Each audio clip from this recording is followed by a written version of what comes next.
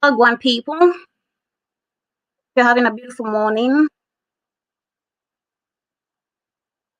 to the Pan African Bliss. My name is Joby.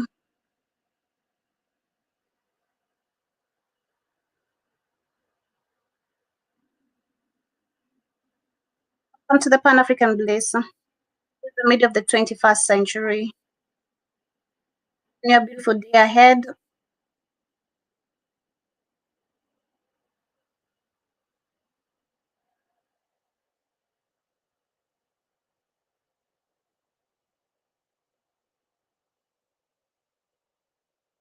Yes, karibuni sana. Hope you guys are doing amazing. As you know, right now, that is my favorite jam. Every single day, I listen to that. But welcome and wishing you a beautiful day ahead. I'm loud and clear, and of course, karibuni sana to another episode. Today, we're not in the studio. Our lights are not on the studio, but that doesn't stop the work from literally running along. Karibuni sana once again. I hope your week so far is amazing. It's exactly 2 minutes on the dot, 2 p.m. on the dot, and welcome to yet another beautiful conversation of learning. Today, we're going to be learning. Of course, like I promised, every Thursday, I'm going to be doing something to do with either farming or some health benefits, just the same way we have on Wednesday on the Africa Today show, how I share histories. Every Thursdays, I promised last week, which I was very not sure which day I'm going to settle with, but I've settled with Thursday, where we're going to be sharing some amazing farming techniques or long lost techniques that can help us, especially in these hard economical times. And this actually works so well, or rather it's some good information for those who are looking forward to either invest either in Africa, or if you have a farm. Always say if you have a garden at the back of your house, or if you have an extra farm somewhere, you can use this information and put all this information into into practice, into action. And in coming years, you're going to become either a big supplier, a big producer, and feed yourself. Because today's conversation, I actually love it because it goes back to something Keith mentioned yesterday in the evening. When we we're finishing the shows, he talked about it's crazy. He doesn't know the long the methods that our old generation, I'd say the people, our great grandparents, let me say from that generation, our great grandparents that used to preserve food. So today we're going to be looking at that. And not just food preservation, actually, it comes also with some really health benefits. This actually, I love the video because it breaks down how the system actually made people forget all this. And what people are using today in terms of preservation, it's the fridge and all that. But back then, of course, we've talked about, personally, I've mentioned a few things when it comes to food preservation that we've learned in Africa. There is a smoking of foods like, let's say, maize corns, some fishes, meat, and it's all part of this conversation. So, karibuni, and I hope you learn something out of it. And as we talk about farming, it's interesting because you can see countries like Mozambique are facing hunger crisis as we talk today. We have a country like Sudan, which is we know, of course, is under attack. How they are actually, of course, as they exploit the resources and the people, how the toxins are being blamed for mass livestock poisoning. So we're going to be discussing about that as well.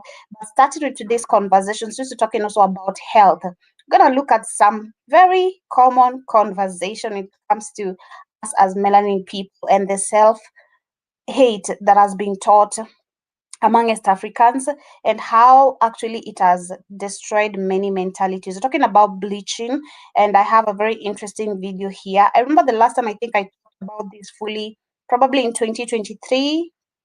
Yeah, probably in 2023. That was the last time I covered this conversation of skin bleaching. So apparently, we have some countries like Rwanda, in Africa. Rwanda is one of the countries that actually has banned the importation of skin bleaching products. And I do believe that is some good information. Rwanda is one of the countries we've seen also they have banned importation of second-hand clothes, which do come with a lot of diseases. People literally leave that gap or information out. Some clothes, especially if you wear them without washing them, you might end up getting some skin rash or end up even acquiring some diseases you never knew where they came from, because most of these clothes come in here when they're dirty. And there are people who just wear them that way, literally without washing them. I'd say I'm kind of guilty of that, but I know what I have to wear that way and what don't have to wear that way. Let's say like it's in the evening and it's cold and I didn't carry a sweater, I'm gonna grab me a cheap second-hand sweater, and of course, since it's cold, I'm gonna wear it that way. But there's some specific clothes like vests, underwear. You have to wash them, before you put them on your body. So karibuni, but also speaking about health, which is your wealth. We have amazing organic supplements under our application. So in case you're here for the first time, ensure you do grab yourself that some of those supplements. And maybe you might escape what you can see our women, our men are doing to keep themselves in quote healthy. But yes, this is Brain in Focus. I do love Brain in Focus because I do say critical thinking is lost amongst our communities, our countries, and in today's world. So Brain and Focus does amazing magic, but we also have other supplements in the like of proteins. We have vitamins, we have skincare products that can boost your health in different ways. So ensure you check the app on the Google Play Store if you are an Android user. If you are an iPhone user, we are up and available on our website. That is the www.blackoutfirenetwork.com. And through the app, you can get yourself all these supplements. Support us as well with anything you can. We do appreciate your support. You can cash up us. That is at the $ Mr. Blackout streaming down below. In case I'm saying it super quick, but also we have the application on the last page we have the donation page where you can send anything to our amazing platform and keep us going with I don't know. Google is tripping. Why is Google picking up? I'm rapping. Am I rapping? Grab yourself some Brain and Unlock your Focus. We're full gonna be back potential after with Brain this. and Focus, a powerful supplement designed to boost mental clarity, enhance memory, and sharpen concentration. Made from a blend of scientifically proven ingredients like ginkgo biloba, omega-3, and essential vitamins, Brain and Focus is crafted to fuel your mind. Our process ensures maximum potency and effectiveness, delivering the perfect balance of brain-boosting nutrients. Take just one capsule daily, as prescribed by your healthcare provider, and feel the difference. Whether it's powering through your workday or staying sharp in life's challenges, Brain and Focus keeps you at the top of your game. Stay sharp, stay focused, and stay ahead with Brain and Focus. Brain and Focus, fuel your mind, achieve more. Go get this product at blackhotfirenetwork.com at the Sports and Nutrition Store. At a very affordable price. Now, as we get started with today's conversation, it's very interesting. And I'm so sure this is going to make people like Keith, to be specific, very mad. And most of you, and you should literally, because the self-hatred taught upon Africans is really, really mind-blowing. The last time I shared a similar video like this, I think again is 3 years ago. And it was about skin bleaching and how we had women specifically. Actually, it was coming from Nigeria, I remember. The video was from Nigeria, where we saw some women who are actually exposed on how they're even bleaching their children. And apparently on this video, it's the same. There's a woman, I don't know if it's from Kenya or which specific country. She talks about how she's been using skin bleaching products. And when she gave birth to a black baby, since she's been bleaching, she decided to put her child also on the same product talk about brainwashing. It's really, really crazy. So I want us to start with this, and I'm going to give, of course, my reviews on this. And then, since we're talking about health, like I said, we're going to be discussing about 100 years ago skills and knowledge that was being used when it comes to food preservation. This conversation is actually coming from a question Keith asked yesterday, talking about how many people have lost, or many people don't know the methods that our old generations used to preserve food. But we start with this information here about skin bleaching, and I hope you guys do get to enjoy, or rather learn something about it.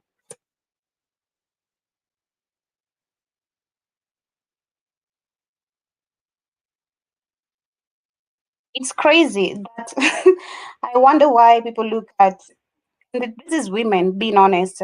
Women have that mentality or mindset of thinking if you're light skin, that is gonna make you the most. And sadly, because it has worked in some people or some women. I think we've talked about, especially this conversation, we keep on having it either on the Rhythm Scoop show, on the Tobonge show, or the Reaction Time, where we've exposed if you can't get a job through the Kamala way, and especially if you're dark, if you can't get a job if you're dark, dark, and I'm not saying dark, like literally if you're melanated, not light skin, you know, through the Kamala way, you have to skin bleach. You find that most of the light skinned women get more favors in many industries when it comes to job application or many things. Sadly, I think this is a mentality that has really, really deprived people from many opportunities. And not only that, it has really destroyed now many women, because if I can't get a job because I'm not light skinned, and let's say we went a group of 10, of let me give even a group of 5 women, and among the five, 4 of them are light skinned, I'm the dark one, and then I see they all get a job and I don't. Of course, the first thing that comes in the mind, and looking at how the society looks at light skinned women, I'm gonna be forced to go and bleach. And I'm not talking from my own perspective, but this is the mentality of now many people. But Karibu Sana K. Williams, hope you're doing amazing. Free you, and good morning, and wishing you a beautiful day. And this is super crazy.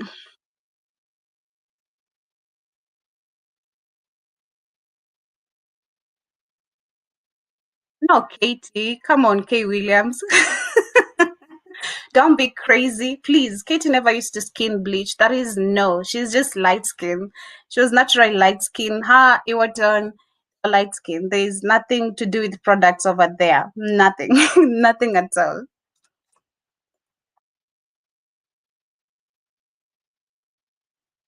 Now look at that. Look at this.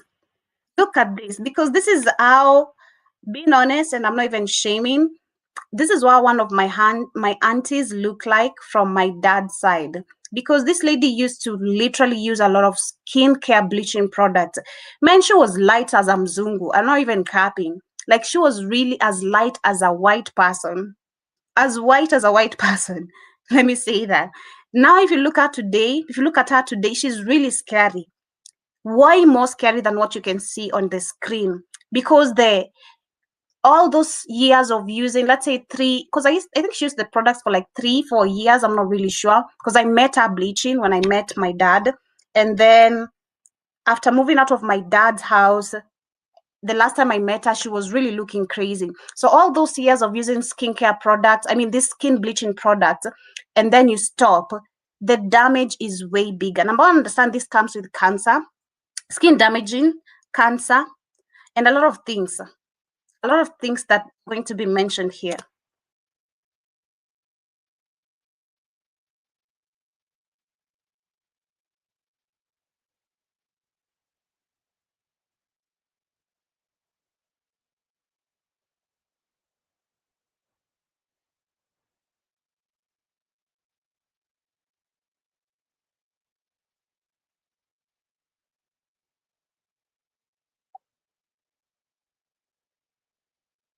Now, you know what I understood from watching this video is that now when you look at the Chinese or the white people who have allowed these products to be, and our government too, because our government is playing a big role in allowing this to happen in the continent.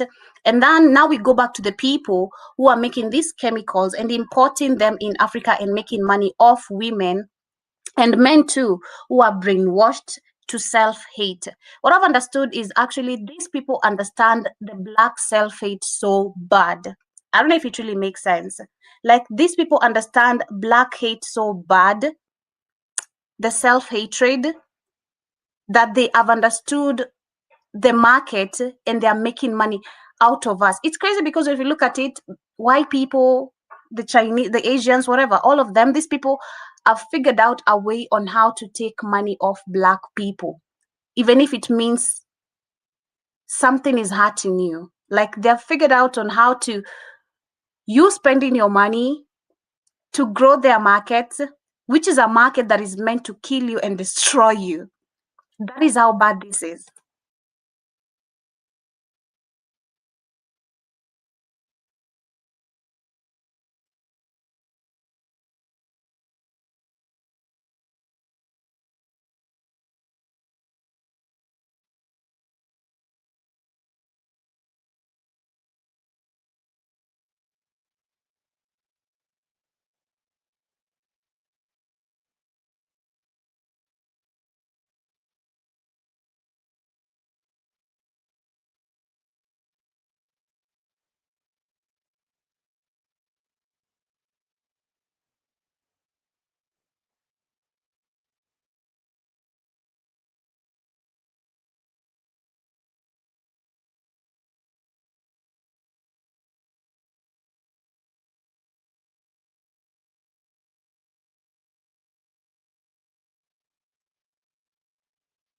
This is so sad. This is now where we go back to something I think we mentioned this week when one of those ladies I shared her video and she talked about and keep correcting that. And she said sometimes it's so exhausting to be black.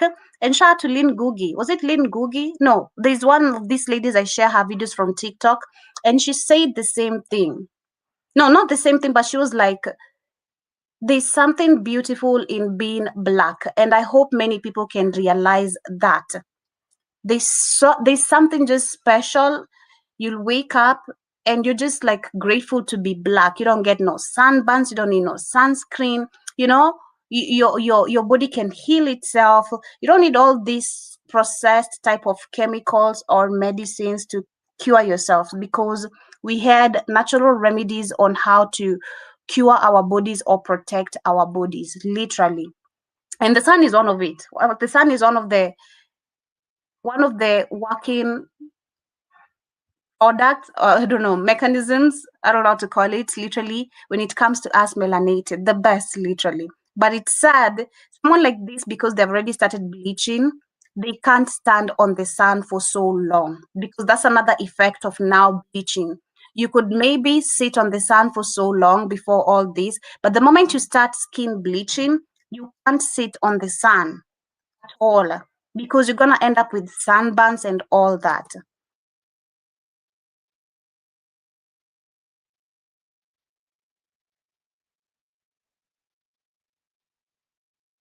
So apparently, pardon my whatever my adverts. Let me allow this to skip. So looking at that as we wait for this to skip, looking at Rwanda. Rwanda banned skin bleaching products. That was in 2019. Let me look at that very quickly, very quickly as we continue. Let's see, let me not give these people.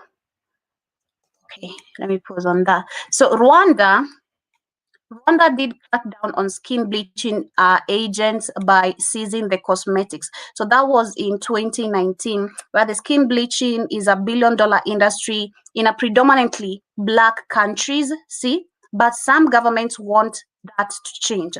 Rwanda is one of them, pointing to the chemicals has harmful health effects, and the country has begun a crackdown to enforce its ban on bleaching agents, especially hydroquinone, if I'm pronouncing it correctly, and mercury that are found in cosmetics. And they're saying that Rwanda and other countries Rwanda and other countries, people use cosmetics to bleach their skins because they feel the lighter skin is the ideal or indicates higher social status. Just like I said, dark skinned people do not necessarily see people like them in billboards, movies, and advertisements, and dark skinned celebrities sometimes grow more popular after bleaching their skins. And this all makes it easier to believe that a darker skin is for less value or is not considered as beautiful. The mentality is really, really bad. And we need to get rid of this. So let me pause it.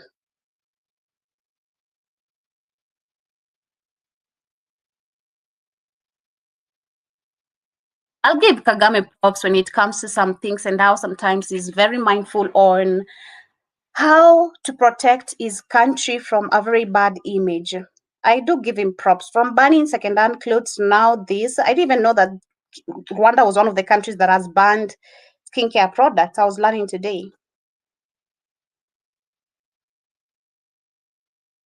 I have no sound. Are you sure? Let me For how long? Let me see. Yeah, I don't know if it really makes sense. Oh, now, look. My video has no sound all that time. I didn't even realize. Man, this is what I hate about using a new laptop. I swear. Hold on. But look at this. Look at this. Because this is how. Oh, I didn't know. Yeah, because I can hear myself. Dang. Okay, let me see how I can correct that. Because it even took me time to understand how to share a single screen. So just give me a minute, tafadhali. Okay, there's something I didn't allow. Okay, let me see. Just a second. Damn. Okay, so I'll share it till where it is. I'll share till where it is, and then I hope I got it right now. Yeah, I hope I have it right. I'll share till where it is. It is on the how many minutes? Second minute. Okay. So let me allow them just to talk, then I'll pick it up from there. I've just been talking. I didn't know. Sorry about that. Across parts of Africa, when the conversation turns to beauty, you'll often hear the phrase light skin. Sometimes whispered, sometimes proudly declared, sometimes followed by a group of men nodding like they've just discovered a new scientific law. Okay, we're good. But now, something interesting is happening. So we're going inside the shop right now. The brigadier is looking for someone selling the illegal skin whitening products. I'm Brigadier Motar, the station commander. These products are banned. It's illegal to sell any cream that claims to bleach or lighten your skin. It's like she wasn't aware that she's not supposed to be selling this in the shop. We've just confiscated few, I think 6 or 7 of these skin lightening creams. Across Africa, governments are beginning to push back. Some countries are no longer treating skin bleaching as just a beauty trend. They are treating it as a public health crisis. And in some cases, they are banning it entirely.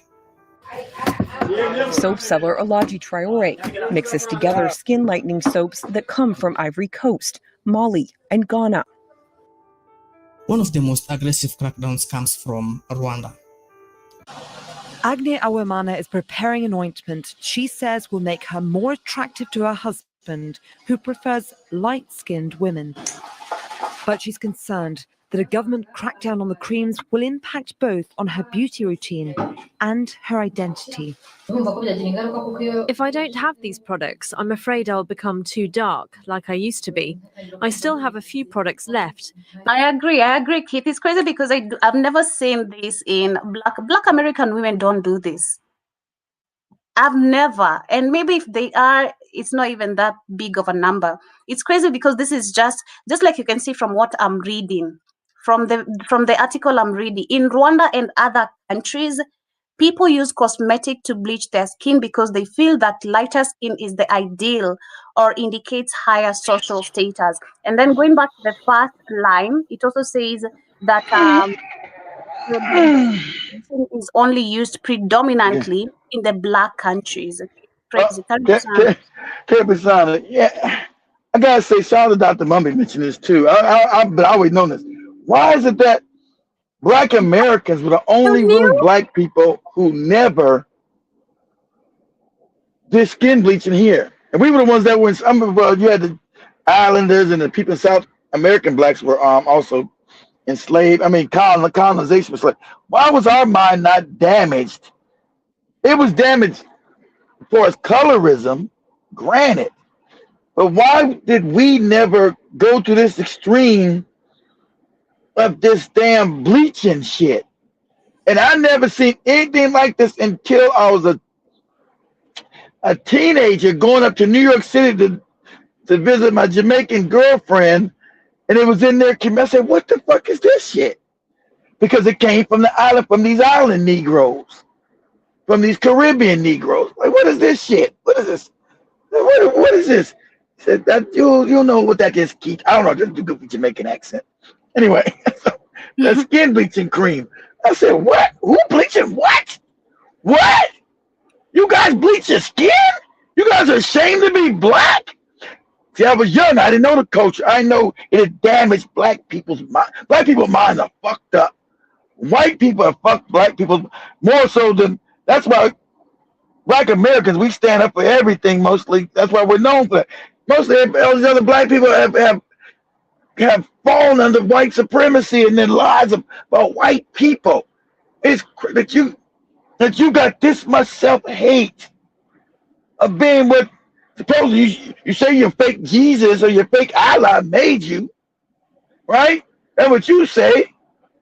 But you don't like the way Allah or fake Jesus made you?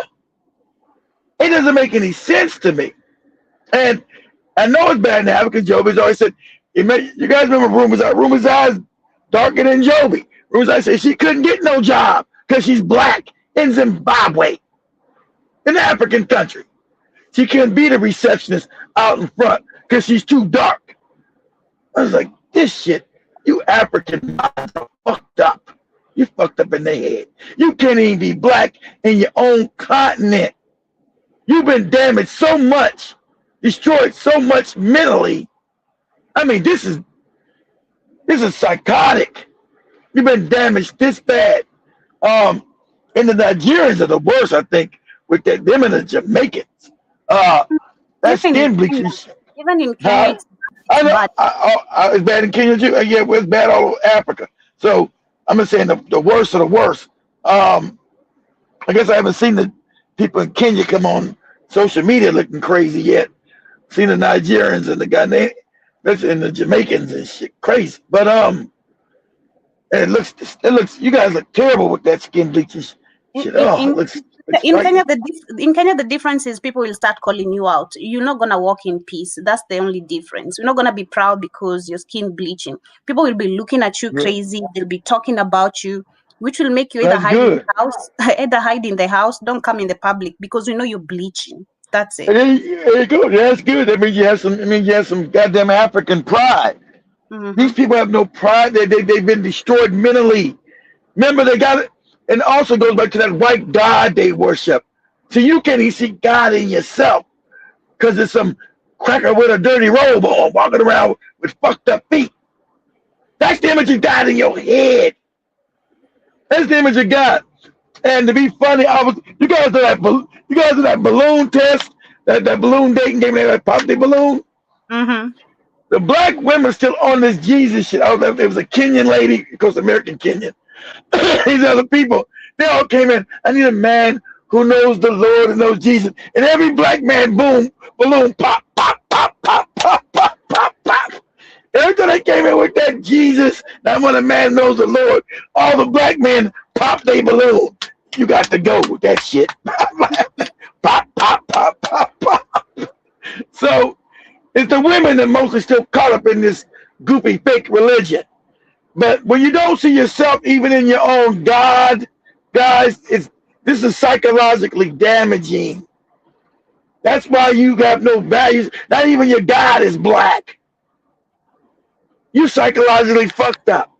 You're the oldest people, and sadly enough, Your governments have failed you because most of you goopy Negroes this now don't even know that you're the oldest people on the planet. So how can it be any white God? How can it be any white God? You ain't know this. You think white people came in first. You so scrambled in the head. You're so backward and ignorant. And that's the self-hate you carry. See, that's what I'm saying. You pass that shit along to your children.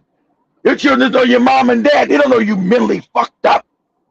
Like my dad, mentally fucked up in the head. He worshipped everything white with his coon. For me, I was smart enough to know that he was a coon. Even when I was a kid. There's something wrong with this cat. But, because I had certain resources to get to know who I was as a black person. But this is sad. And you can't come back and destroy. Also, remember, this stuff goes into your skin. This shit is cancer causing. Mm-hmm. This shit causes cancer. This is dangerous. But you've never seen black people in America doing this shit, ever. Only one you had Michael Jackson. He said he got a disease, but that skin bleaching, that nigga ain't no disease. That nigga hated himself because his father told the whole family, everybody all got fake noses. Every Jackson got a fake nose. They didn't want the nigga nose. So his family, that's when he grew up in a family of self-hating coons. His mama and daddy were self-hating coons, the Jackson family. Everybody all got fake noses. And Michael just went to extreme with the fake nose and the bleaching of the skin shit. Because his daddy told him black wasn't good as a child. So, it ridiculed him for being black. That's how psychologically damaged this being under European rule has done to people. Because you don't see yourself in the commercials. You don't see yourself in nothing. I'm sorry that Kenya started putting black billboards of black women, but I went to Africa 20 years ago. I would see white advertised. I see white people on billboards in Africa. White women, white men. You out of your rabbit. I'm in Africa. I'm seeing a bunch of white people as the advertisements.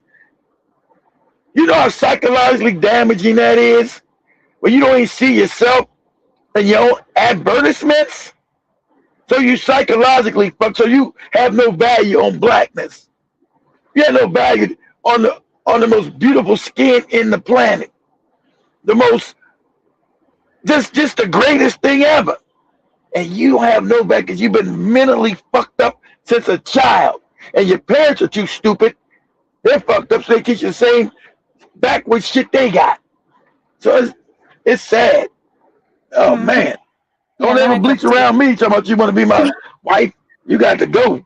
Let me continue with this one. I just heard you mention Dr. Bomb, and I thought about it sometime. I was like, was she bleaching because she got those sunburn, the effect of after bleach on under eyes? But I was like, I'm not gonna judge her because I'm not saying she's bleaching. I didn't say nothing about her bleaching.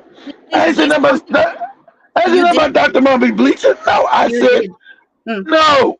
I said Dr. Mummy said that black Americans. So I never knew that Dr. Mummy lived in America. I never knew she lived in Chicago. Then she mentioned she lived years in Chicago. I never knew that. I said, and she said, black Americans. Because I said, how she always know our culture? She ain't never lived here, but she lived in Chicago.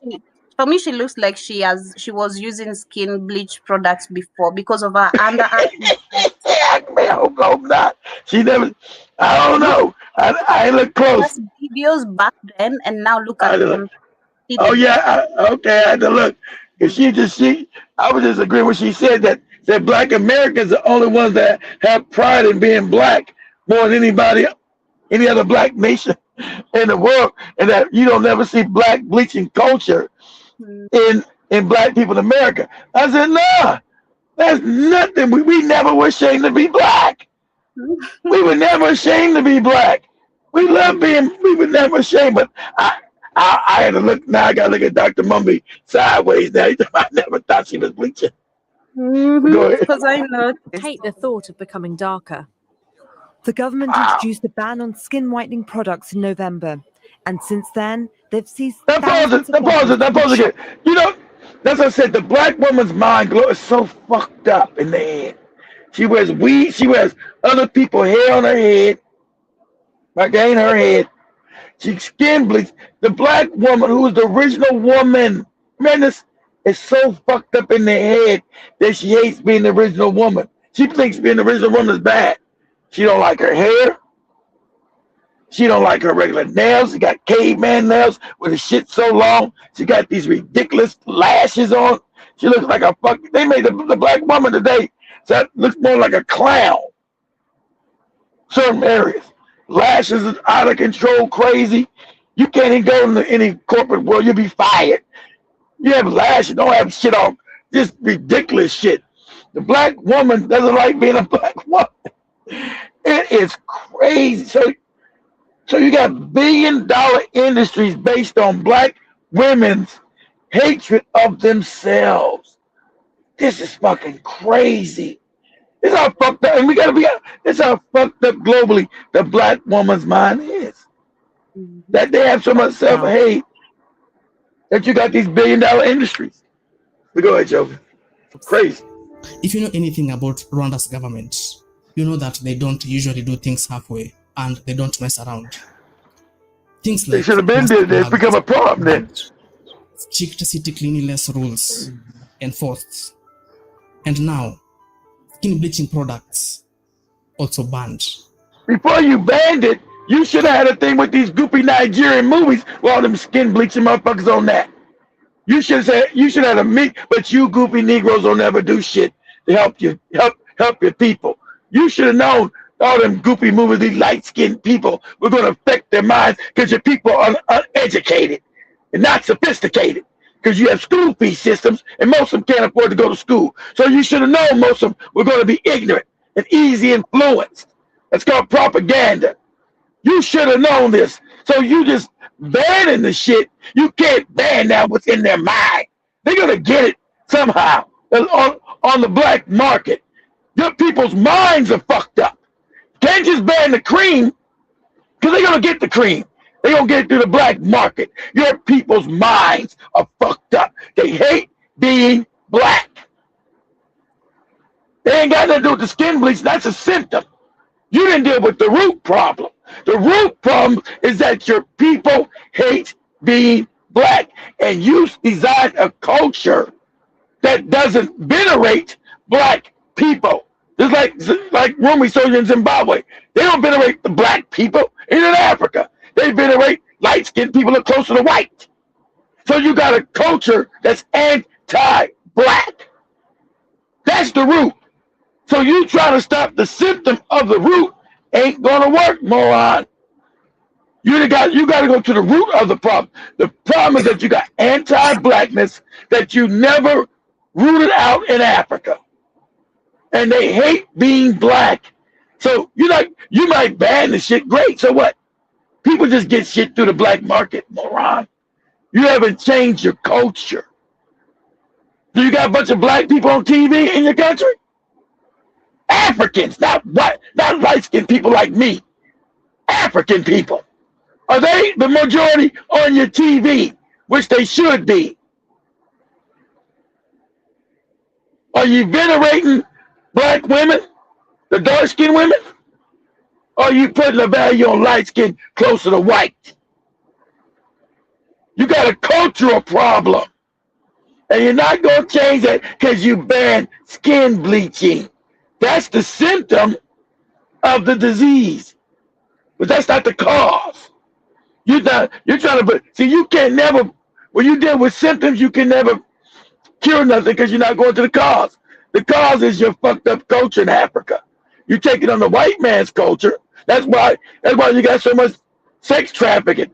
Black women worshiping white. You got old ass white men with young black girls. Because their minds are fucked up. You haven't changed the culture. Because the white man's not going to allow you to change the culture of you saying black is good and black should be on the top. So you're not going to stop this shit. And that's why this Arab, they like this shit. These Arabs, they're not saying this Al Jazeera shit. They're not saying that this is a hit piece on black people. Understand when you begin a hit piece that you look like they helping you. This is the Muslims saying these niggas are still backward, they're stupid, and they don't even like themselves. That's why we put them in slavery. That's why we look down on them. That's why we disrespect their ass. They don't even like being themselves. That's what this is showing. Go ahead, Joby. Authorities blacklisted over 1,000 cosmetic products containing chemicals Oh, like crazy ass hydroquinone shit. and mercury. These substances are commonly used in skin lightening creams, and they can cause serious health issues and Yeah, problems. cancer. You're talking But kidney they don't damage, care. But severe they've been told this. They don't care. See, this when you're dealing with somebody mentally fucked up. You're dealing with deep self-hatred. Deep. It goes deep. And the most beautiful most beautiful women in the world, black women, because of their blackness, because they don't age.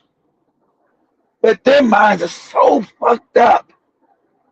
And none of these fucking morons in any of these fake African countries have changed the goddamn root issue. Anti-black hatred. Go ahead, Joby. skin disorders, permanent discoloration, in some cases, even increased cancer risk. Cancer. The government stepped in. We are now putting much efforts, like educating people, going around and selling those illegal products. Officials began confiscating products, inspecting shops, And and pause and warning pause and employers. pause this. And now we're gonna get deep. I'm gonna get deep and hurt some people's feelings. So you got these old niggas that run Africa, these old fucking backward, retarded ass niggas who grew up under colonialism and worshiping white people. So that's why they never changed the system. You should see yourself on TV. You should see yourself on the billboards in your country. There should be black women, no white at all. But their minds are so fucked up from being colonized. That's why you're not supposed to be having 67-year-old fucking old ass niggas run the country. Because their minds have already been destroyed from growing up in an unjust whitewash system. So they haven't had the common sense. You know, if I took over Kenya in the 60s, first thing I would have did, education, that's got to be changed. First thing. Second thing, black people gotta love being black. You've been here, white people 100 years telling you you ain't shit. Black ain't good. Black sucks. Black sorry. I gotta now raise my people's confidence level to love who they are. Those are your first tasks. So that's what the Ibn Torah. They put Ibn Torah in that 2026 because it was never done. So that's what you got the self-hate from. You never took back being African. Not in your mind, you never took it back. Your movies got these bleached out, goopy Nigerians, these bleached out, goopy South Africans. Both them motherfuckers hate being black. South Africans hate being black. That's why they beating up on black people. Sorry to tell you the truth. Sorry to hurt your feelings with your goopy piano. That's why they're weak. They hate being black. That's a fact. Nigerians hate being black. That's a fact. They never fought no fucking revolution for shit about black people. They're the most cooned out motherfuckers on the continent. That's a fact, and that's known. Even they know it. That's why they got the skin bleaching and that goofy Nollywood shit, because they hate blackness. So, you were supposed to change the culture. Go ahead, Shelby. Basically telling the beauty industry, if your creams melt people's skin, maybe you shouldn't be selling it. Which, when you think about it, it's fairly a reasonable policy. But unregulated versions are easily available to buy illegally on the internet. This could become dangerous for people like Awamana, who are not ready to give up the notion that lighter skin is more beautiful. Rwanda isn't the only country in Africa taking this action. Ghana also introduced restrictions. We're in Accra market, and you can see there's a lot of these bleaching products being displayed. If you look at Cara White, she is actually super white. The government banned importation of products containing hydroquinone, one of the most common bleaching chemicals. This means certain skin lightening products simply can no longer legally enter the country. But banning doesn't always mean eliminating them, because where there's demand, supply always has a way of sneaking in, sometimes through informal markets, sometimes through online stores, sometimes through DIY, sometimes through that one shop that suddenly became very quiet when inspectors walk in. When I was 23, I stood in front of my local cosmetic counter. This was the first time I had my first bleaching cream encounter. Will this work? I asked the Asian assistant. In Cote d'Ivoire, also known as Ivory Coast, the government also banned several skin whitening products. I've been using these products since my son was 1. I mix this with this soap, and then I put these 2 tubes inside to change the tint. To clean their skin, everyone wants their child to be pretty. Imagine this one is bleaching the child. This is just so bad. For the child to have a beautiful complexion, you can't have clean skin and for your child to still be dirty. Health officials warned that That's you literally putting cancer on your child as young as that. This is just so sad. bleaching creams were causing serious skin damage among users. Doctors were reporting increased cases of skin thinning, severe irritation, permanent patches, and discoloration.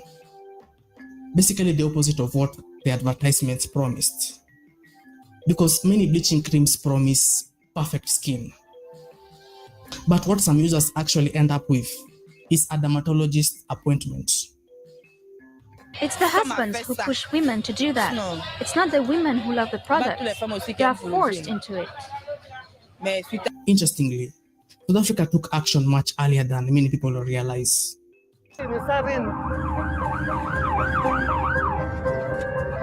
I'm joining Brigadier Delasoe Mota, head of the police in Witbank, close to Johannesburg. She and her team are about to raid 5 premises. She's not looking for drugs or guns, but beauty products. So we're going inside the shop right now. The Brigadier is looking for someone selling the illegal skin whitening products. I'm Brigadier Motar, the station commander. These products are banned. It's illegal to sell any cream that claims to bleach or lighten your skin. It's like she wasn't aware that she's not supposed to be selling this in the shop. We've just confiscated few, I think 6 or 7 of these skin lightening creams. Skin bleaching creams are big business. A recent study suggested 1 in 3 South African women buy them. Open that store for us. Open it or we'll make the door open. The fact that you're behind the counter, it means you're fully accountable for what is happening in this shop. They are banned because scientists say if you use them, you risk getting skin cancer and other serious conditions. But the Brigadier tells me as soon as the police confiscate the creams, the vendors restock. It is hard to police because these are not South African products, they are imported. So why do you think there's a rise in these skin whitening products? I mean, there's 525 products here from the raid. It is a demand. It is because of a demand that is there. Decades ago, South Africa became one of the first countries in the world to restrict hydroquinone-based skin lightening products. This decision came after medical research highlighted the risks associated with long-term use.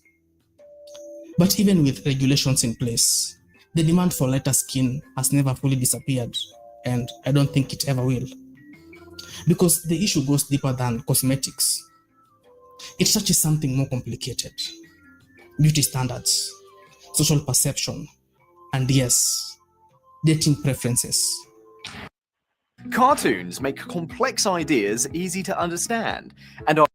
Sorry about that. Let me allow the advert to skip. Okay.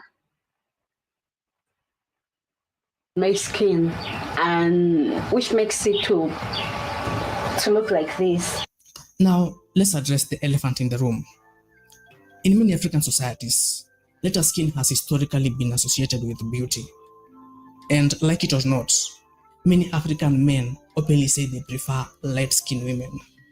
Sometimes jokingly, sometimes seriously. Sometimes with the confidence of a man who believes his opinion represents the entire continent.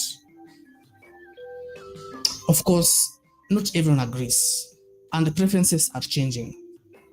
But for decades, those beauty standards help fuel the skin lightening market.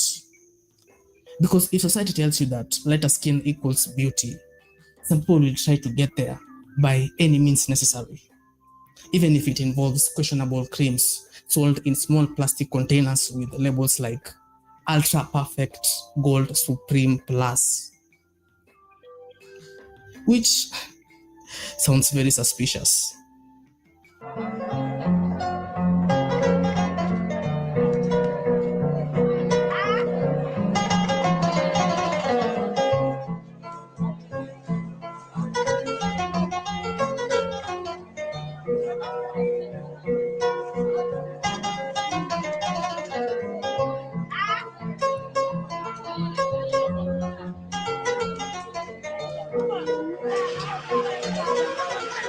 Other African countries have also taken regulatory steps.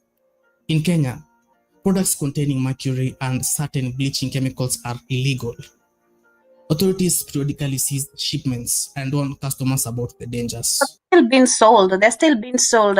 We know there's this one of this lady. I think even someone was mentioning them on the comment section some time back last year. She's called Ntanzola, and she went viral for her advertising these skincare products. I know another one. There's so many. Literally, people who sell these skincare products. So, despite the banning, it doesn't mean that they're not allowing this importation of still these chemicals in the country. It's still happening. So the ban is not that much effective. Still That's what doing I it. just said. They'll get it to the black market, Joe. It's not the ban that's gonna work, Joe. You got to change the culture, the mindset to make people even want it. So, like I said, banning don't work, Joe, because you never change the culture of the white man coming and dominating Africans and cause themselves to hate themselves and worship white and light, Joby. So you kept the culture of black hate in Africa, which is crazy. You're like you admitted to me, Joby, 2 or 3 years ago. You can't get a job because you're dark. They don't want you because you're dark. That's you're in Africa. You see, that's how dangerous the culture's been. That's how corrupt the white man is done. And I mean, it was done with us too. We just didn't do the skimmage, but we value light skin over dark skin, Joe. So we had that same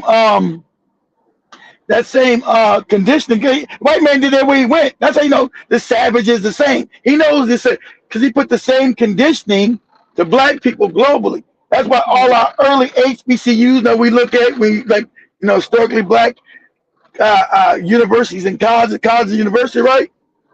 Those, when you look at those, when they start making them about 150 years, those are all mulattoes. Right? Because the slave master didn't want his bastard kid, right, his light skinned mulatto in his schools, so they created HBCUs to put the mulattoes, Joey. So yeah. So whenever you would go to those black colleges, Joby, there was the black was bad, Joby, and the light skin was good. That was taught at those colleges, Joby. That being African was bad and light was good. So we were taught the same shit, Joby. Meanwhile, in Tanzania, regulators also restrict harmful skin lightening ingredients. I used to use beauty products containing hydroquinone, and it badly affected my skin because I developed patches on the face. I went to the doctor and I was advised to stop using it and instead use aloe vera. But once again, the challenge isn't just banning the product, it's changing the demand. Because skin bleaching isn't just a small cosmetic trend, it's a massive global business. The global skin lightening market is worth billions of dollars. Major beauty companies have spent decades marketing the idea that lighter skin equals success. Advertisements promoting brighter, fairer, clearer skin. Sometimes indirectly, sometimes very directly. And those messages travel across continents. And remember, and Joby, it's so sick, man. Remember, that's a genetic defect, Joby. It's recessive genes. The likeness, and it's bad genetics. But the marketing has been so good since they took over the world. They got you thinking bad is good. That's how crazy it is. That's bad. That's bad genetics when you're light, Joby. So today, Africa finds itself in an interesting moment. On one side, the governments are banning dangerous chemicals, regulating cosmetics, trying to protect public health. But on the other side, social pressure still exists. Beauty standards are slowly evolving. And the global beauty industry is still selling the dream of lighter skin, which means the real battle against skin bleaching may not be happening in government offices. It may be happening somewhere else entirely, and that is in people's minds. Because banning a cream is easy. Changing cultural belief. No, Joby, your sound went out again. Again? Yeah. Let me check.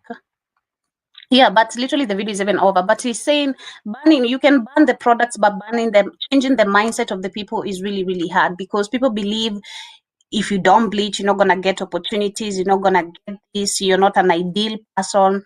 It's the mindset, the brainwashing. So, hey, we have a lot of, I always say we have a lot of work to do. We have a lot of work to do. And sadly, because I used to think maybe back then, like, let me say actually like 7 years ago, with all this exposure of how skin bleaching products are damaging people would stop, but it's not. It's even getting worse.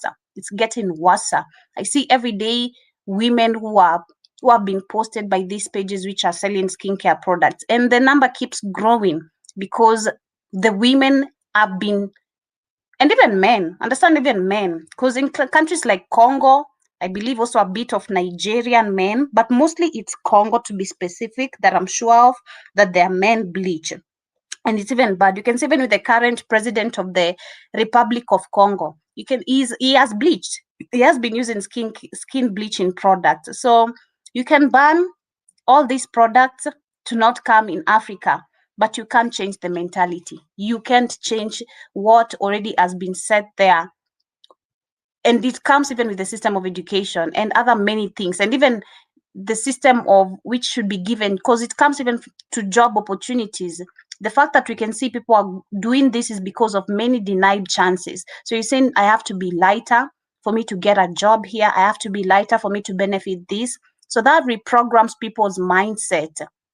You might even have grown up not knowing anything to do with light skin, the differences and all that. But until it comes to now you getting a job, that's when you're like, God damn, this is a problem. It's really, really crazy. But as we shift, please, just speaking about health, that is one of our conversation for today. As we get into the second hour of the next conversation, we have a question Keith posed yesterday, and of course I did my few research on how generations back then, we're talking about the group of our great grandparents, how they used to preserve food. And I love this video because it's actually explaining so much of not only today's modern world, but also they're going back to back skills, how they were applied, and how today's system, the government, the system has changed the people's thinking of you need to adapt to this so that you can live a better life. And it isn't, because personally, if you ask me, I do believe, I don't know, but I don't really believe that, but there is some pros and cons of everything, and especially in today's modern world, and the way the system has been set, there's always pros and cons to so much. Growing up, I remember my dad we never grew up with a fridge because my dad used to believe storing food in the fridge is not good. It makes it lose its taste and all that. And that's why you go back to looking at this, you'll find that this is how our old generation used to actually preserve food. So this conversation actually, I'd say again, is backed by a question Keith asked yesterday. How did the old generation used to store food? And do many of you have any of these skills? Because this video explains it all, from not just food, but also foods that were medicine. Because since we're talking about health and how people have been damaged mentally, I hope you also learned something out of this. Today's conversation of farming. I said we're going to be doing farming videos every Thursday. So I hope today you learned something. In 1910, the census counted nearly 1 million black farmers in this country, and our people owned as much as 19 million acres of American soil. About one of every 7 farmers in the whole nation was a black man or woman standing on their own ground. So actually something that I understood from watching this video and listening to this and looking at what I was sharing yesterday, it gives me an answer on why many families could survive with $3 if a family of 7 people, $4, $7, because people had land. People could farm all these beans, the collard greens, skuma wiki, which we call skuma wiki. Yeah. People had lands to farm, either it's in your backyard or whatever. People at least had some farm. So even if you're going to the supermarket, you're picking, the only thing you're picking maybe it's meat. But also if you could keep some few livestock, I don't know about the back history of black people, if they could keep livestock. But okay. They did. Okay, yes. They did keep livestock.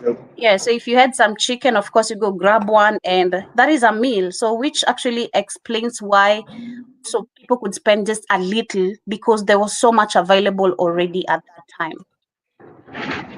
Then the modern world arrived, and the experts told our grandparents the old ways were backward. Stop saving your own seed. Buy it new every spring. Stop putting food by in the cellar. Same thing they tell the Africans now.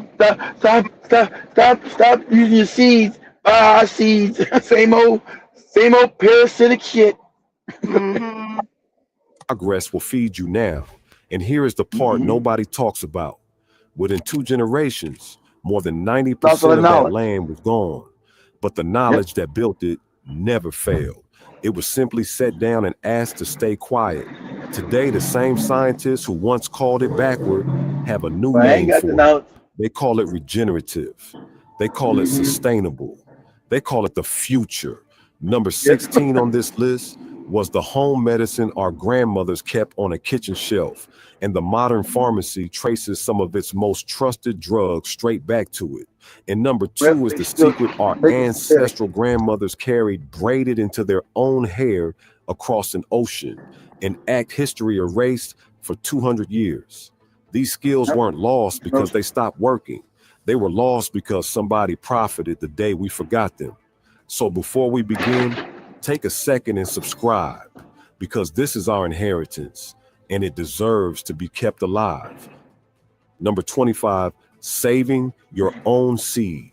Every fall, the grandmothers who raised us walked the rows before the frost and chose. Okay, just a minute. All right, there we got it. Chose the strongest plants, the tomato that held longest, the bean that climbed highest, and set the seed aside in a jar on the windowsill. That seed was free and grew better suited to that patch of dirt every year. Then the seed companies came with hybrids whose seed would not breed true, so you had to buy again every spring. A garden that cost nothing became a yearly bill. But the seed savers were right. Heirloom seed libraries are opening across the country now. The one who keeps the seed keeps the freedom. Number 24, feeding the soil with peanuts and peas. Long before anyone said regenerative, black farmers knew that planting cotton in the same field year after year would bleed the ground dead. So they rotated. Cotton one year, peanuts or cowpeas or sweet potatoes the next, and the land came back to life. George Washington Carver, born enslaved in Missouri, taught this for decades, because those legumes pull nitrogen from the air back into the soil for free. The fertilizer companies preferred that you buy your nitrogen in a bag. When the boll weevil tore through the cotton south around 1915, the rotated peanut fields kept families fed. A century later, his crop rotation is still the foundation of sustainable farming. Yep. Number Black people do they 23, still. planting crops that protect each other. Our people did not plant in lonely single rows. They learned, in part from the native peoples they traded with, to grow corn, beans, and squash together. The corn served as a pole for the beans fed the soil, and the squash leaves shaded out weeds. Industrial farming wanted one tidy crop it could harvest in a single pass, so companion planting was called inefficient. Now science calls it polyculture, and studies confirm it resists pests and drought better than any monocrop. The grandmothers knew. They just called it good sense. Number 22, the garden by the kitchen door. There was always a patch close enough to the back step to send a child for greens while the pot warmed. Collards, okra, tomatoes, not a hobby, but the difference between eating and not throwing on lighting. When the cash economy and the company store moved in, growing your own meant you couldn't better.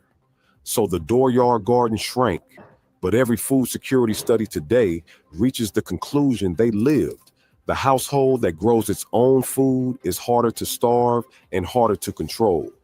That patch by the door was never poverty. It was insurance. Number 21, keeping a flock of yard hens.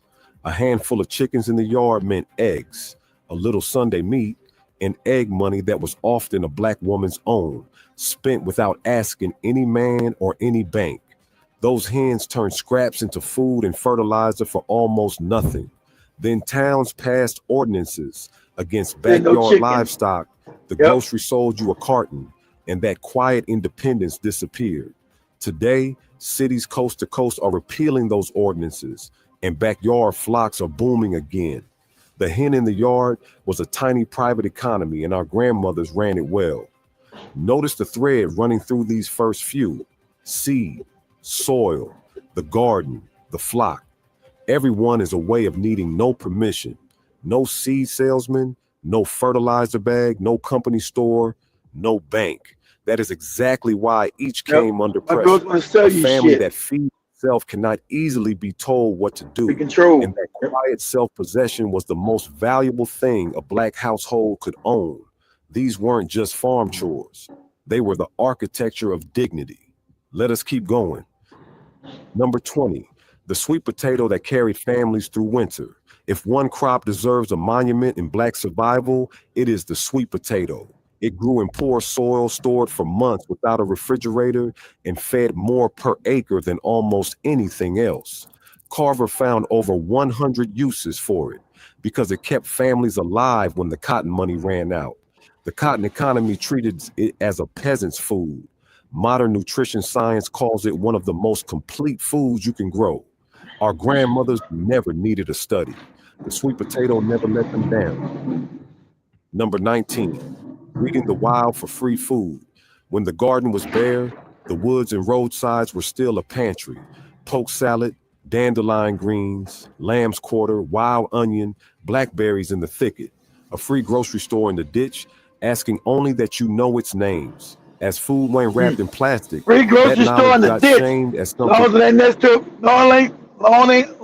as long as not to some Negro you shot in the head and threw in the ditch. with it. Go ahead. Only the desperate did, and it went quiet. Today, foragers pay good money to learn what our great-grandmothers taught for free, and nutritionists confirm those wild greens often beat anything on a shelf. Our people knew how to listen. Number 18, drinking the pot liquor. When the grandmothers cooked greens low and slow, they never poured off the dark, rich broth at the bottom of the pot.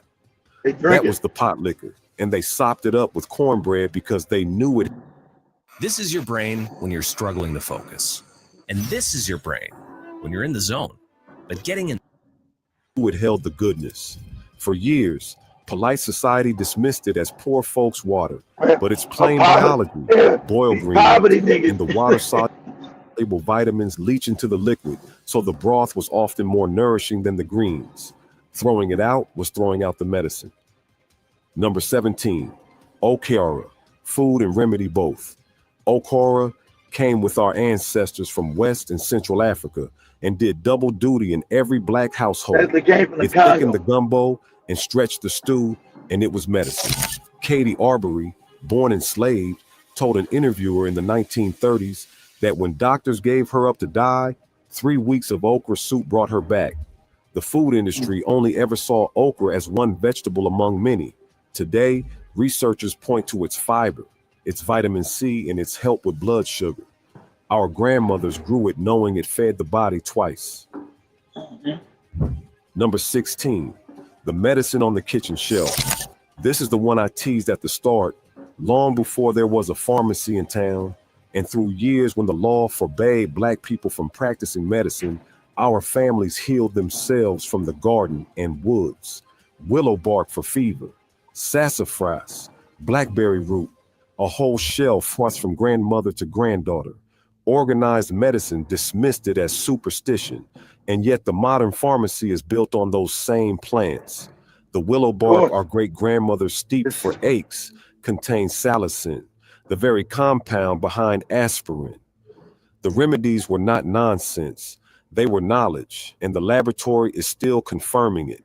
Stop and feel the weight of that last one.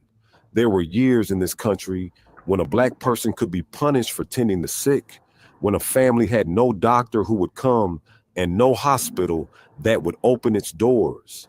And so our people became their own healers, grocers, and bankers, because the world had decided they were on their own. What looks like quaint folk knowledge was, in its time, a matter of life and death. That is not a sad story. That is one of the most remarkable acts of resilience in American history. Let us continue. Number 15, the granny midwives who brought us into the world. For generations, it was the granny. Why did you hate being black? That's why I think we love being black American. Our culture, our resilience of these motherfuckers taking everything from us, always trying to fuck us up. Always, you can't go to the hospital. Okay, so we create our own shit. You know, I think that made us love our blackness even more. That these savages were so cruel and openly racist and hateful that we had to embrace our blackness. We had no choice. That's why I think, you know, I know they were cruel on the islands. They were cruel in Africa. They were cruel everywhere they went. But something about us made us say, "Fuck that." So what? You know, we're black. So what if you don't like it? Go ahead, Joe. Midwife who delivered nearly every black child in the rural South. Skilled women with no carrying hospitals. knowledge handed down from midwife to apprentice, often the only trained hands for miles. They That's knew right. birth. They knew herbs. They knew how to keep a mother and baby alive where no hospital would take them. Beginning in the 1920s, new licensing laws slowly regulated those women out of existence. We're only now recognizing what we lost. Midwife-attended birth is honored again as safe and valuable. The granny midwives held entire bloodlines in their hands. Number 14, curing meat in the smokehouse. Out behind the house stood the smokehouse, where the year's pork hung salt rubbed over a slow, cool hickory smoke for weeks until it would keep a year with no ice and no electricity. When the refrigerator and the supermarket arrived, we were told the smokehouse was a relic. But walk into any fashionable restaurant now, and you'll pay a premium for house-cured artisanal smoked meats, the exact craft our grandfathers practiced behind the house for free. They made a single hog feed a family until the next one, a skill worth more than ever. Number 13, sealing meat under its own fat. Here is one almost completely forgotten. After cooking, our great-grandmothers packed meat into a crock and poured rendered lard over the top, sealing it under a white layer that locked out air for months in the cellar. No refrigeration at all. The fat became the very thing that preserved the meat. The appliance industry sold us the idea that food was unsafe without a machine. The French called this confit and put it on white tablecloths. Our families called it Tuesday. That grease jar on the stove was chemistry our grandmothers mastered without a textbook. They go get that goddamn grease.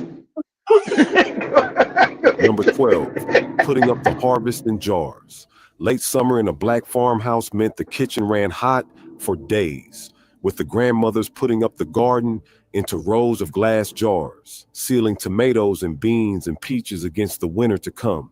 A full pantry shelf in October. Yeah, like shit like this, like I'm saying. Who knows how to do this? You know, my grandmother knew how to do this. You know, your grandmother, who knows how to preserve food anymore? That knowledge is, I mean, I gotta go on YouTube to learn, but that knowledge was lost. That was the norm in black households, preserving food. You know, you're a kid, like, what's all this shit there? you know, you young and stupid, like, what's all this shit? Because in California, we didn't have basements like you guys do in the Northeast, like Pittsburgh. We had a garage, so my grandmother had all this shit in the garage. Because there wasn't no, California houses are not built with basements. So I was like, what's all this shit out of here? What's all this shit? You know, what's all this food up in these cans? What is this shit? I just didn't know. But anyway, go ahead, Joe. Canning has come roaring back. The principle holds. The family that puts food by controls its own table. Those gleaming jars were security you could see on a shelf. Number 11, the root cellar in the cool of the earth, dug into a hillside. The root cellar held potatoes, turnips, cabbages, and apples all winter. The coolness of the earth keeping them sound for months. The supermarket's promise of any food in any season made the cellar seem pointless. So we forgot it. Now, as people look to eat without depending on a fragile supply chain, the root cellar is rediscovered as quietly brilliant. Our Introducing Clip B. Whatever you can picture. Yep, our grandparents did all that, exactly. And then because our grandparents grew up, of course, but my grandparents are really the last string back to slavery. Because, you know, slavery is not even old for us, right? It's not even, so our grandparents, because our grandparents grew up during the Great Depression, right? They were coming to adulthood when the country was really fucked up and out of work, the Great Depression, and their families coming. That's how really close we are to our grandparents. Really, are slavery's not even that old when you think of it, because you remember, you got to think that our grandparents, or sometimes even their parents were slaves. That's how crazy that shit is. Either our grandparents' grandparents or our grandparents' parents. Because they might have had a kid later on in life. Because either our grandparents, that's how, wow. Either our grandparents were slaves. Or our grandparents' parents were slaves, born in slavery. That's how close this shit touches us. Wow, I didn't even think about it like that. Wow, that's crazy. Go ahead, Joe. Have you noticed that nearly every modern convenience in this story was sold to us as freedom and quietly cost us a freedom we already had? The refrigerator, the supermarket, the bottled medicine. We didn't know no better. We were stupid. Each was real progress, and each moved a little more control out of our hands and into a company's. Our great-grandparents already held that control. They were the supply chain. They were the pharmacy. They were the bank. Remembering these skills isn't romanticizing hard times. It's seeing how much power our people held when the world gave them almost nothing. Let us bring it home. Number 10, banking sweet potatoes in the ground. Here is a beautiful, nearly lost trick. To keep sweet potatoes through the winter, our people built a bank, a mound of straw and pine needles over the potatoes, capped with soil to shed the rain. And that little earthen dome held the harvest sweet and sound for months. Modern storage made us forget it entirely, but gardeners who try it find it works exactly as the old folks said. Our grandmothers turned a pile of dirt and straw into a root cellar in miniature. Genius rarely looks humbler. Number 9, drying the harvest on a string. Before the freezer, our families dried what they grew. Apple rings strung up to leather in the sun, green beans threaded on a long cord and hung to dry into what folks called leather breeches, soaked and stewed in the dead of winter. Drying took nothing but AIR and patience, and the food kept nearly forever. Today, dehydrated food is a health store darling, sold at a markup our great-grandmothers would have laughed at. They preserved a garden on a piece of thread. Waste not, want not. They meant it. Number 8, making your own sweetener. Come fall, whole communities press sorghum cane and boil the juice into thick golden syrup, a year's sweetness from a crop you grew yourself, no store required. The refined sugar industry made white sugar so cheap that the sorghum mill fell silent across the South. But as people turned back toward whole, unrefined sweeteners, real sorghum syrup is prized again. Our people made their own sweetness from their own ground, something worth remembering. Number 7, the community hog killing. When the first hard cold came, the neighborhood gathered for hog killing day, shared work, shared bounty, so no family did the hardest job alone and all went home with meat. As meatpacking consolidated into distant companies and regulations made home butchering harder, those days faded. The whole animal movement chefs talk about now, our great-grandparents lived it every winter together. The hog killing fed bodies and bound a community in the same cold morning. Because we're communal people. Number 6, African people, African people are communal. They destroyed that with African people we're communal. These people are not. We're community. We're community by nature. We're communal. We're not go our own way, be independent and all that shit. We're communal. We believe in community. Go ahead, Joe. Single part. From that hog, nothing was wasted. The hams and shoulders cured, the fat rendered to lard and salt. Oh, we got that hog head cheese shit Joey was talking about yesterday. Ears and chitlins. Chitlins. Oh man, chitlins and all. See the feet, the pig foot. I'm not eating none of that shit. I'm not eating no chitlins. I'm not eating no feet. And I'm not eating no head. See, back in them days, we got to whip little Keith's ass. He's uppity. I'm not eating that shit. Go ahead, Joe. Eaten, the bones boiled to flavor beans. What the comfortable world threw away, our people turned into food, fuel, and flavor. For a long time, that thrift was dismissed as the cooking of those who had no choice. Now, nose to tail eating is celebrated as ethical and refined. Our grandmothers were never crude. They were masters of using everything well. We're close to the top now, and the skills are getting bigger than any single garden or kitchen, because the deepest thing our ancestors knew was that no family survives alone. The seed saving, the hog killing, the midwife, the healing. Community. Everyone ran on community and on knowledge. Exactly. That's what you said before. You said, I know you said it. Exactly. African people are communal. And why you see the same shit in Africa? We're communal people. We need each other.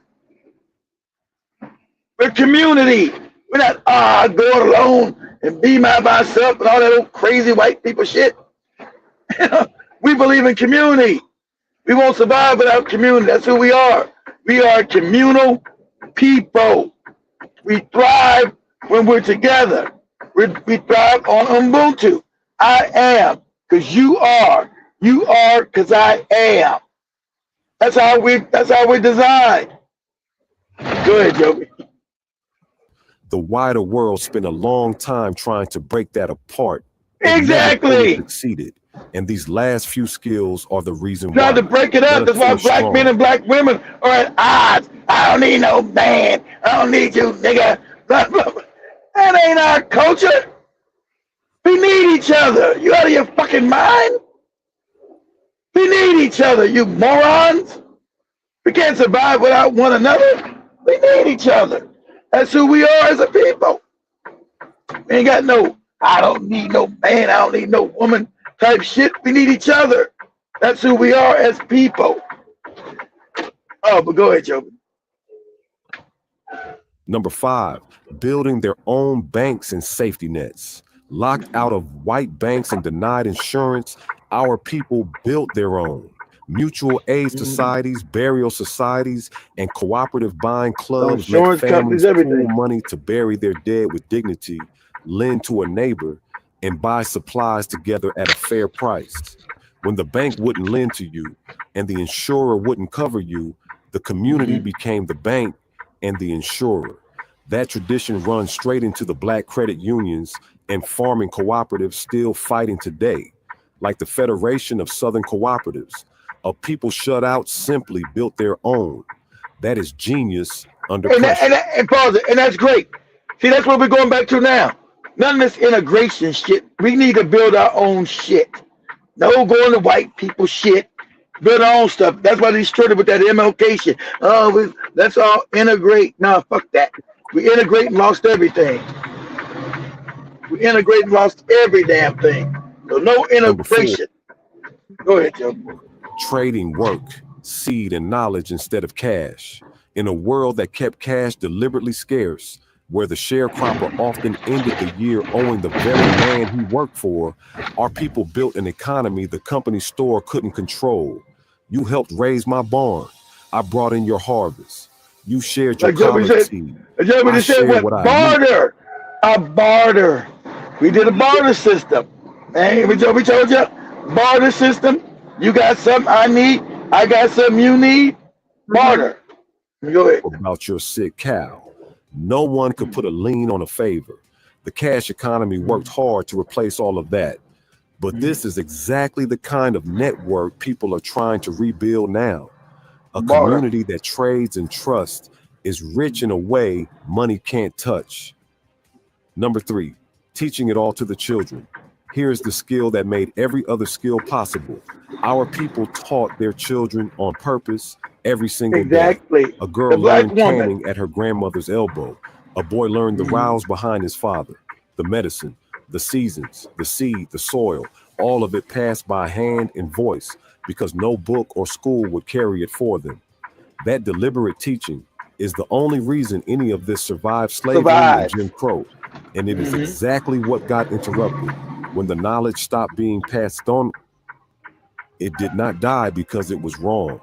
It went quiet because the generation was not shown, which means it can be taught again. That is the whole reason this list exists. Number 2, the seed carried across the water. This is the one I promised you. Before the slave ships, our ancestral grandmothers in West Africa, expert farmers in their own right, braided seeds of okra, rice, black-eyed peas, melon, and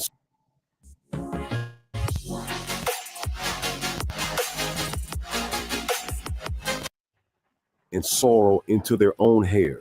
They carried the future in their hair across the most brutal ocean crossing in history, believing their descendants would one day plant again.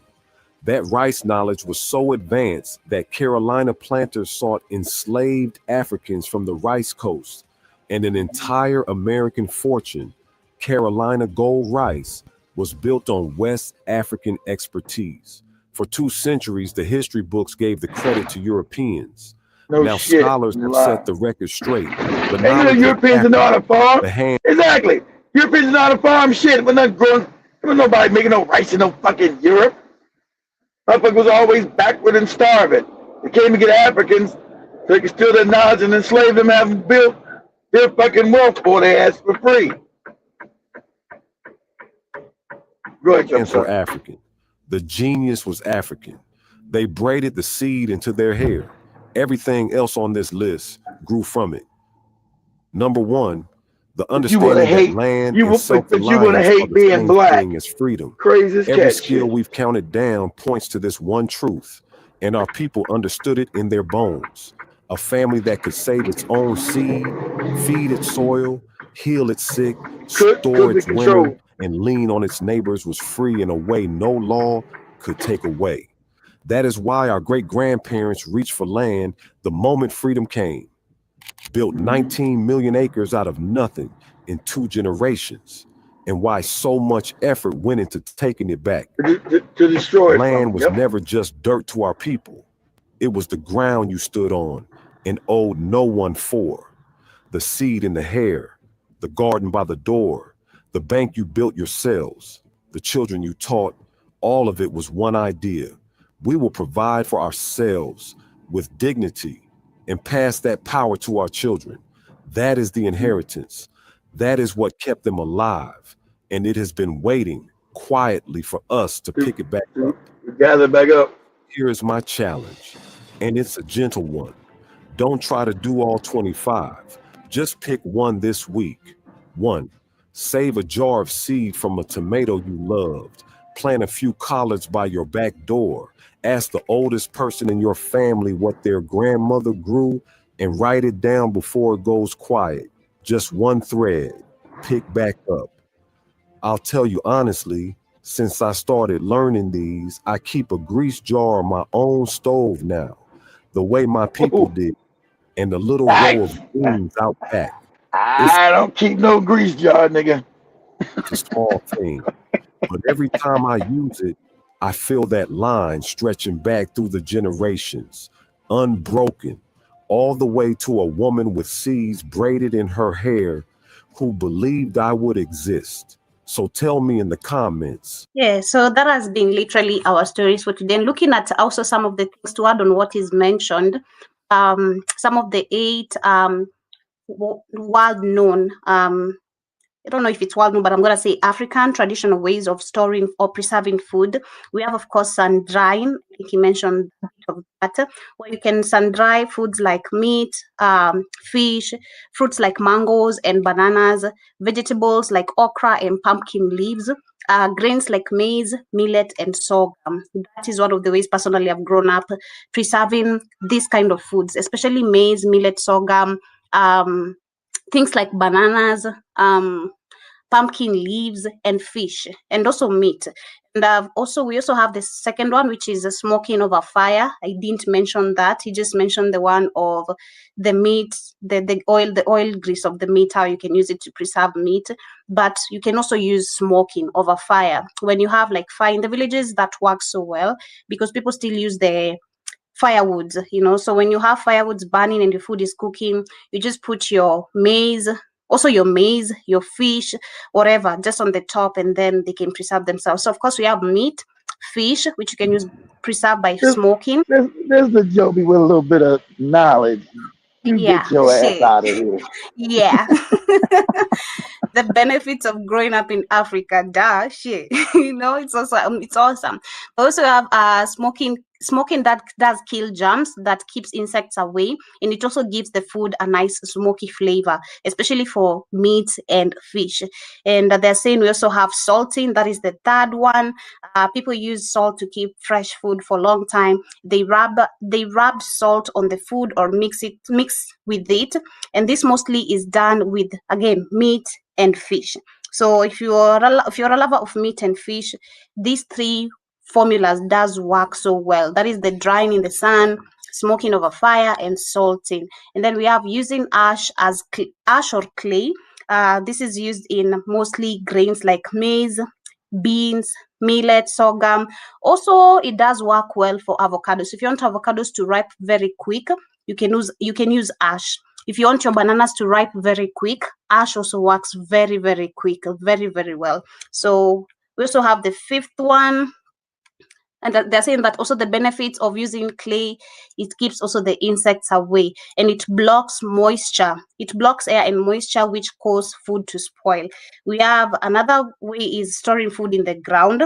They're saying that people dug cool holes or pits in the ground to store food. They placed the food inside and covered it with leaves, grass, or soil. I know for the leaves that works very well for bananas. Grass, I'm not really sure. Soil, I'm not really sure. I'm not gonna lie. But yeah, they're saying this method was mostly used for roots, crops like cassava, yams, sweet potatoes, sometimes dried meat. And the soil helped the food to cool like natural fridge. dark away from sunlight, and safe from animals and insects. And then the last three we have, of course, is storing food in oil, which he has mentioned. We also have using honey, the seventh one, where you can use these to store foods like fruits like mangoes, sliced or berries, small pieces of cooked or dried food, and then nuts like ground nuts and almonds. And the eighth one is storing food in raised granaries. If I'm pronouncing correctly, again, goes back to the grains like maize, millet, sorghum, which was stored safely in this structure. So I do hope you've learned something on this. There's in communities like Tanzania, that is the Gogo people. Gogo people, yeah, in Tanzania built ground granaries and still store millet and sorghum, while the Shona people, Zimbabwe, use tall grains huts to keep harvest and safe throughout the year. So when you say these African huts that we normally have in the villages, they're not just huts, they're not just houses. These houses were used actually to preserve food. And actually, if you go to a hut, if there's something I love when I go to the village, and especially my grandma to be specific, because my uncle has a modern house, my grandma specifically, you find this. You're gonna find these huts, and they're so cool. You don't need no air conditioner, no nothing. It's cool. Like the house is cool. It's not cold, and neither is it hot. So this is actually a good area why Africans used to build these houses that the white people today are copy and pasting when they called us living in the poverty. It's crazy. Yes, as we wind up with today's conversation, Shati K. Williams for being with us this morning. Nice to see you on the chat, and have a beautiful day. You were saying earlier, Katie's brown skin over here, maybe over there she's light skin. Oh yeah. Yeah, she's considered light skin. Yeah, she's not considered brown skin. Even Iwanton is considered light skin. And then you're saying that yes, the government is allowing that they let it be sold over. Exactly. So the ban is not even, it doesn't come with strict measures or even consequences, because that's why people actually are still doing it. And you can't change the people's mentality. They're fucked up, sadly. They're fucked up, they are fucked up. And K. Williams also says that is pure self-hate. You are right. How much does that cream cost over there? Man, I don't know, because I don't buy them. So I'll be the wrong person to ask. I'll be totally the wrong person to ask that question.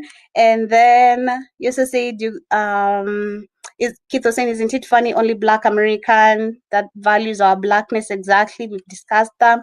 And K. Williams says, did you see that video over here? What is Black immigration over here?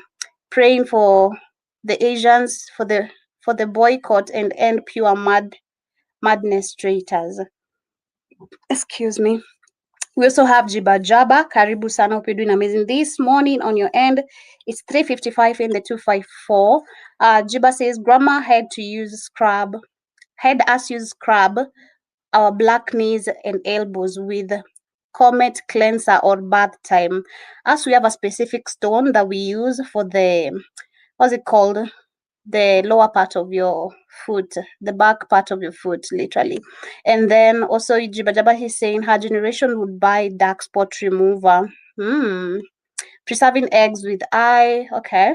And then she'd hot water can in a mason jar. That's interesting. And you're also adding your mom made a cold elixir. Am I pronouncing it correctly? I don't want to pronounce it wrongly. Onion, garlic, honey, and cider vinegar. That's amazing to see that your mom actually carried that from 2 generations, I'd say, because if you look at this information, it's from our greats. So if you have a grandparent who actually still applied this, and then your parent applied this, that is some good information, literally going all the way down generations. And saying 100% get some of the green boys. And then says sassafras tea is delicious. I use the bark. That's interesting. You love being black. Interesting. Very amazing. Saying that then she went to freezing everything as she got older. Of course, with the modernization, people are literally being forced to adapt to some things. It's not even optional. It's like being forced. You're saying honkies are a trip. They flip everything after they convince us it's bad for you. And then you're saying that's that can of grease gets funky. They say 55-gallon drum makes a good homemade smoker. And then you're saying you enjoyed the discussion. I'm glad you did. But have yourself a beautiful rest part of your morning. That has been my time this morning. See you guys, of course, later on the Africa Today show. But we should be coming back with the reaction time guided by Shimani. So have yourselves a beautiful rest part of your morning, family. Peace, and I'm out.